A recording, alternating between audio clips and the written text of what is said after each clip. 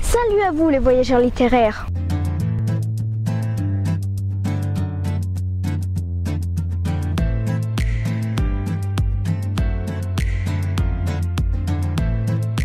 Le roman Zadig ou la destinée de Voltaire a été publié en 1747.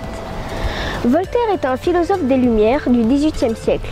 Son livre Zadig ou la destinée est un conte philosophique qui prend prétexte des différentes péripéties du personnage principal Zadig, un jeune sage de l'antique Babylone, pour aborder des thèmes chers aux philosophes des Lumières. Donc la liberté, le fanatisme religieux, les inégalités sociales de l'époque.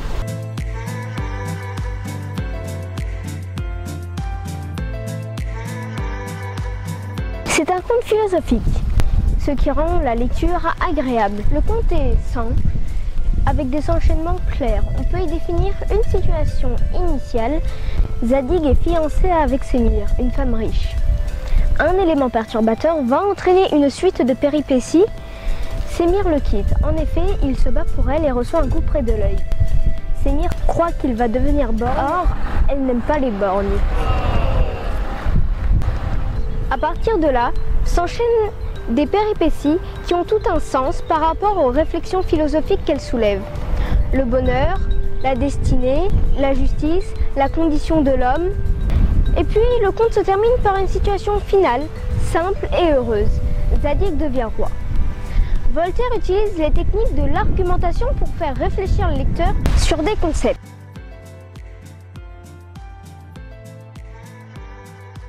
L'ironie, mais également la parodie sont très présents. Et c'est en ça que le récit est plaisant. À cette époque, l'Orient est à la mode. Voltaire utilise ce cadre pour son compte, car ainsi il est sûr de plaire, mais il échappe à la censure même s'il critique habilement la monarchie. En 1789, il y aura la Révolution française et le passage d'une monarchie absolue à une période de monarchie constitutionnelle. Ce seront les philosophes des Lumières tels que Diderot, Montesquieu, Voltaire, Rousseau qui auront largement contribué à la prise de conscience collective. Voltaire dénonce l'injustice politique et sociale. En effet, le personnage principal, Zadig, est souvent mis en prison et libéré selon le bon vouloir du roi. Ah bah d'accord! Voltaire dénonce la non-séparation des pouvoirs exécutif, législatif et judiciaire. Le chapitre de la demi-tablette, sur lequel n'est écrit que la moitié du poème de Zadig et qui est interprété par l'envieux comme blasphématoire envers le roi, dénonce les jalousies dans l'espace privilégié de la cour. À la fin du récit, Zadig apparaît comme l'homme politique éclairé, guidé par le bon sens. Voltaire dénonce l'intolérance religieuse, le fanatisme. J'aime l'idée qu'il puisse être croyant puisqu'il croit en un être supérieur, tout en adhérant à aucune religion.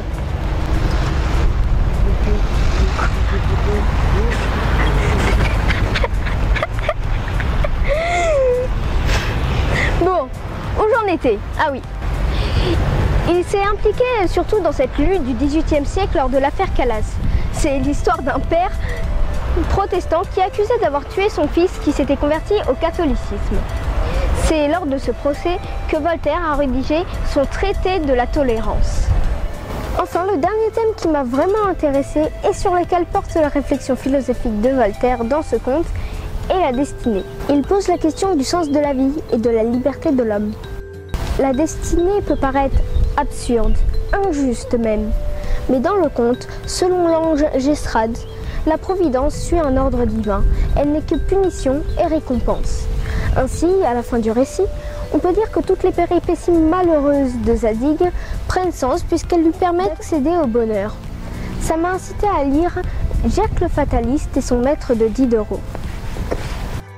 C'est un dialogue philosophique entre le valet et son maître, où il y a plein de digressions surprenantes et amusantes, mais qui au bout du compte poussent à réfléchir sur la vie.